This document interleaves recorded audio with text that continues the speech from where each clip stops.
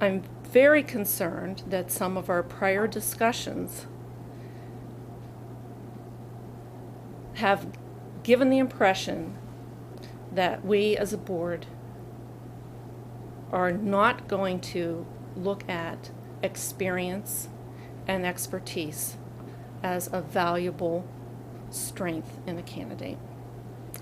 And I think that since we set the tone in the message to the whole district, that it is important for us to seriously consider that and the impact that that's going to have as we look to the faculty and also how they're going to think about that kind of thinking in that process.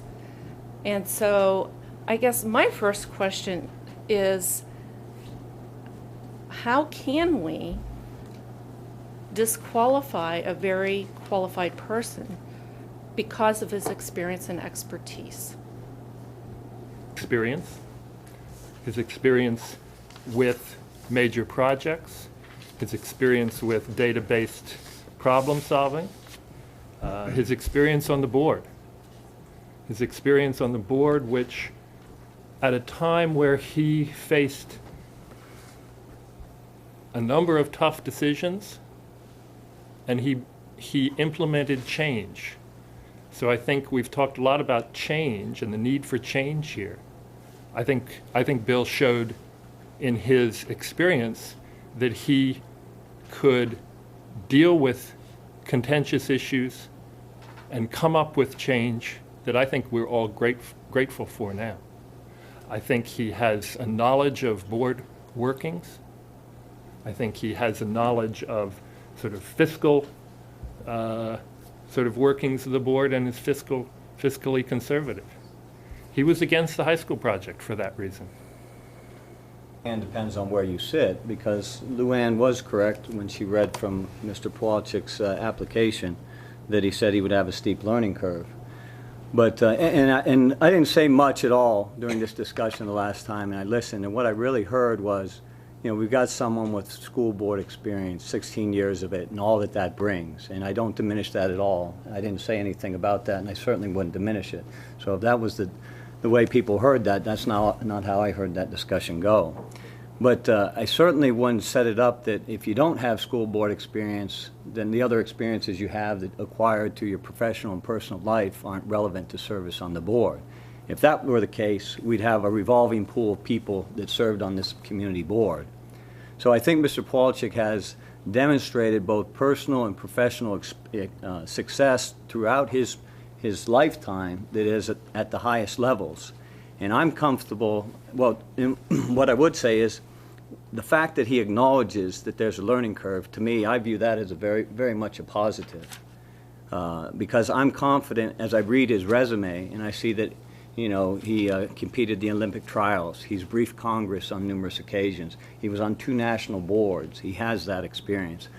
He was selected and successfully completed the NASA program and is one of, what, several hundreds of people in this country that have flown in space. I think he's got the intellect and the ability and clearly the motivation to master that learning curve. He's not applying for a job here that the superintendent has or the assistant superintendent where the level and detail of knowledge is much greater, the requirement for it is much greater than the 9 of us that sit around this table need to have about this school district. So for me, and that is what I heard at the last meeting, and that's what I'm hearing again tonight, is that he has that school board experience, and I don't diminish that at all. I think the experience he had for 16 years, about 10 years ago, was very valuable to this community, and he did a lot of wonderful things, as has been enumerated as you've gone through his resume. But I think the accomplishments that Dr. Pawlczyk has had in his personal and professional life are easily at that level of achievement. And I'm comfortable that he has, again, the intellect, the desire, and the ability to get up that learning curve and serve this board and this community well for the next year and a half. And I hope that he runs again, because I think we need that kind of continuity. What I would say is, Mr. Moyer, he brings some skills, but I hear this need to have some more school board experience. And what I would say is, we've got nearly 19... I'll talk about your criteria. Please don't interrupt me, okay? We've got almost 19 years of school board experience here. We've got building on 11 here, and collectively we have 40. I don't see that as a priority to put more school board experience. That's not what's lacking from this board. What I see as a priority is to fulfill the will of the community and put some fresh vision and some voices for change to move the district forward. And I don't think that once you retire, you're necessarily out of the loop in the community. But I felt like Jim and Tim and Jillian have spent more time recently, in the last 5 years, immersed in community and school education-based projects. It's just the nature of where they are in their career and their lives. And so although I hear all these wonderful things you say about Bill Moyer, really on my ranking, he was fourth. That there were things I found in Jillian, things I found in Tim, things I found in Jim that counteracted the experience and the background and the career that Bill Moyer has. It's just how it is. And so that's... I wanted to say is I hope that that is not ageism peeking its little head never out. would it be ageism. Well, we need to keep that in mind. But we don't, because ageism, the age of the candidate is not necessarily why we're filling Barney, or we would have asked for Barney's birth date and just gone down and said, up, you qualify in that 5-year, you're on.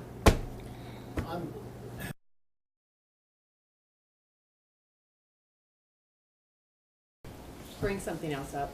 Since the first part of our meeting really talked about qualifications for the board and why Bill Moyer and Jim Kowalczyk were both highly qualified.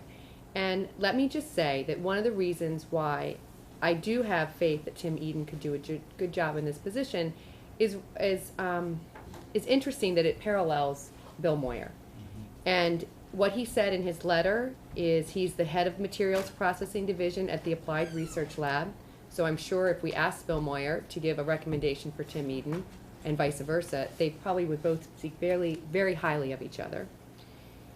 He is responsible for a multi-million-dollar per-year budget, setup and operation of laboratory facilities, strategic planning, program development, and supervision of a diverse group of staff and faculty. I work with Penn State and South Hills Business School students on a regular basis. As a result of these interactions, I have become aware of how different high school curriculums prepare students to become successful. I have taught classes at both Penn State and Weber State Universities.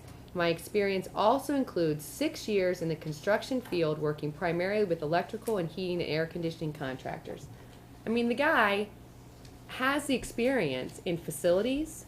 He has the experience with budgets. He has the experience with planning. He works with students that are produced by high schools all over the Commonwealth, either through Penn State or South Hills Business School. He probably sees which school districts like ours have excellent programming in CTC and other fields, and which school districts don't.